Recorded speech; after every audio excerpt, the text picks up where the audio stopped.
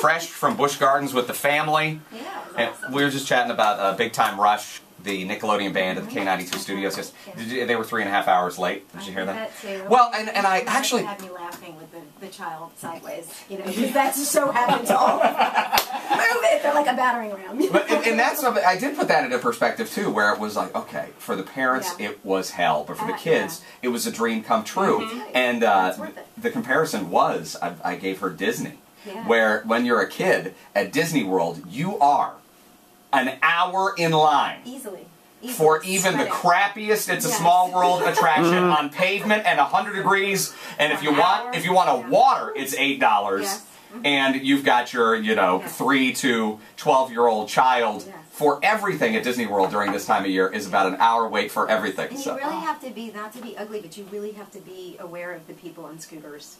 My mother-in-law actually got run over by Did she? She got taken out in the middle of Disney. Like, they had to cut, and I swear, they had, like, the Secret Service Disney police. Yeah, I know. She's down. It's like, whoo.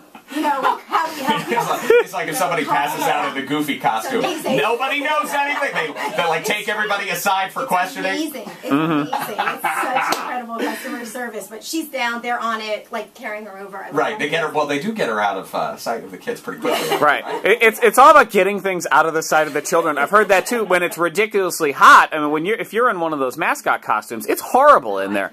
And the rule is, don't you dare take that head off, because children cannot see that. They say if you got to throw up, you throw up, but don't you take that head off. And they put them in that Main Street USA parade where they all stand there and wave, and people pass out that are in that mascot. And what they tell them to do is just lay down where you can't be seen, and we will take care of you later. So there will, I mean, literally, if you think, where's Goofy? He is face down on that float somewhere. That's exactly what happens. It's true. But Busch Gardens is, like, this is really cool though, because I am aware. I have to say, I was so impressed with how many healthy people were there. You know, typically, unfortunately, I worry about these things, especially it's hot. And you notice it more than the average. I do. It's nothing. It's not a judgment thing. It's like I'm truly concerned for these people. When they're having trouble walking and stuff like that.